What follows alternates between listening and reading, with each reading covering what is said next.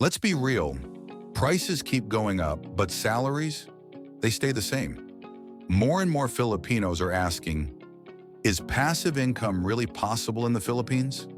If you've ever felt stuck, wondering how to earn money without quitting your job, this video is for you. Because today we're breaking down a step-by-step passive income guide in the Philippines this 2025. Real, doable options that don't require millions and can start with just a few thousand pesos. Here's the truth. Too many Filipinos are still relying only on their salary. Many are tired of living day-to-day without extra income streams, and some have tried side hustles that ended up costing more than they earned. That's why passive income in the Philippines is such a hot topic in 2025. But not all opportunities are equal. Some are low cost and beginner friendly, others take more setup but reward you for years. With that, let's break it down. First up, micro franchises. You've seen those food carts selling siomai, milk tea, or snacks outside schools and barangays. Did you know some packages start as low as 20,000 pesos? And even smaller partnerships allow you to chip in with 5,000 to 10,000 pesos. The passive angle, you don't have to run it yourself. You can partner with relatives or hire someone to manage. The returns, average 500 to 1,500 pesos daily sales per cart. If net margins are 20%, that's 100 to 300 pesos profit per day.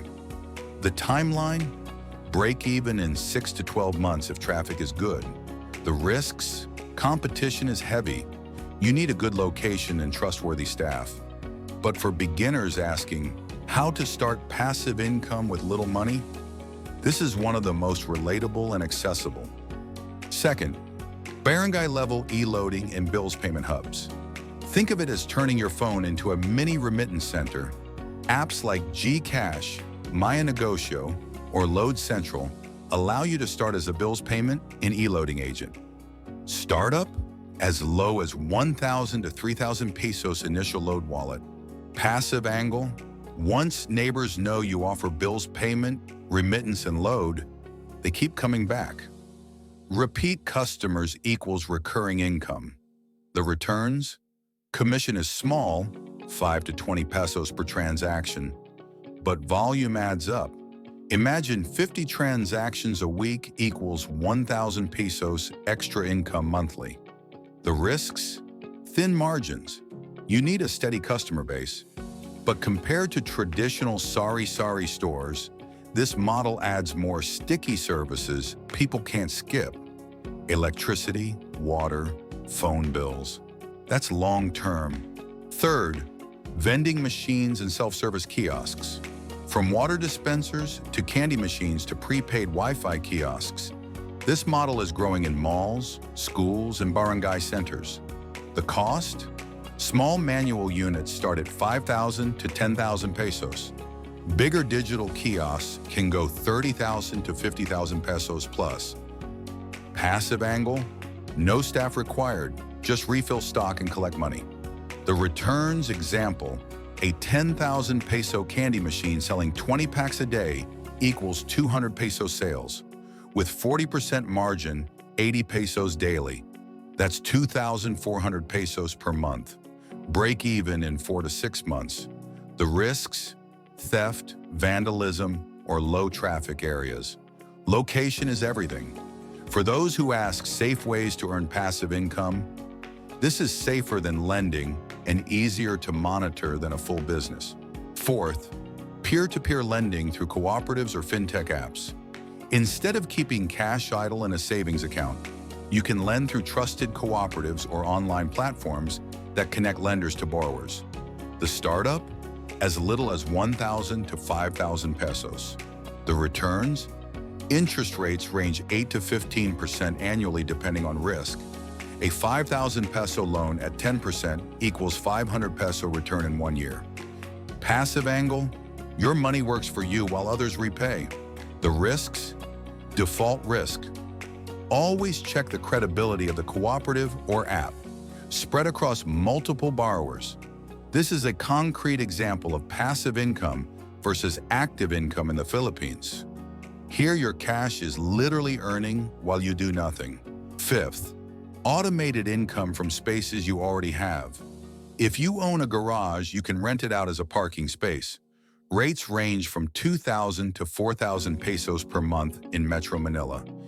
If you don't have a garage, another idea is self-service laundry partnerships.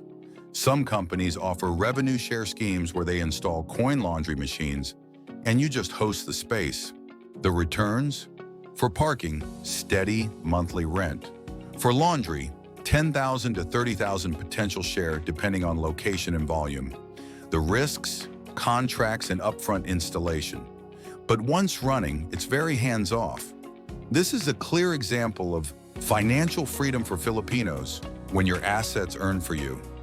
Sixth, content licensing. This sounds fancy, but let's simplify. If you create photos, jingles, or short videos, you can license them on platforms like Epidemic Sound, Shutterstock, or even local media outlets. The startup? As little as a phone camera or basic mic. Passive angle? You create once, but every time it's downloaded or used, you get paid. The returns? Some Filipinos earn 2,000 to 10,000 pesos per month just from licensing photos or tracks. The risks? It takes time to build a portfolio. But once content is online, it can keep earning for years without new effort.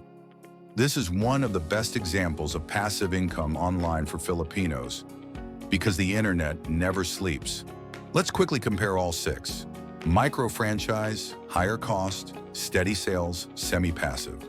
E-loading hub, low cost, small margins, repeatable. Vending machine, small to medium cost, highly passive if location is good. P2P lending, very low entry, but risk depends on borrower.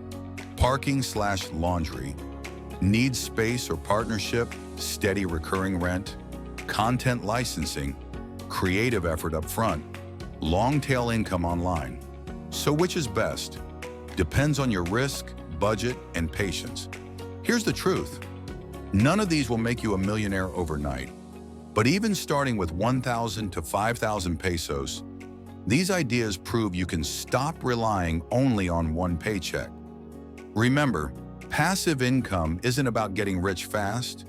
It's about planting multiple small seeds today so your future self can harvest them. Quick disclaimer. This video is your step-by-step passive income for beginners crash course.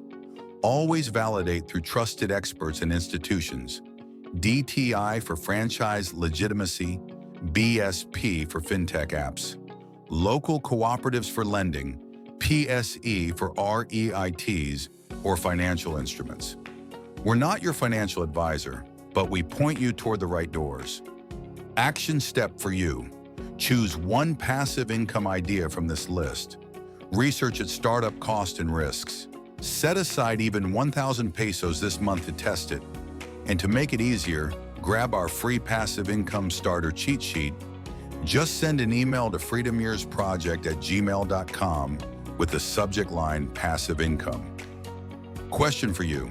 If you had 5,000 pesos today, which of these passive income ideas would you try first? Comment below.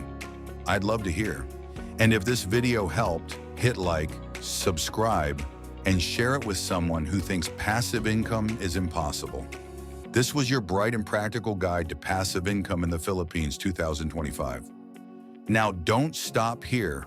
Watch our previous video on stocks versus index funds versus real estate, because learning how investments grow will multiply your passive income even faster.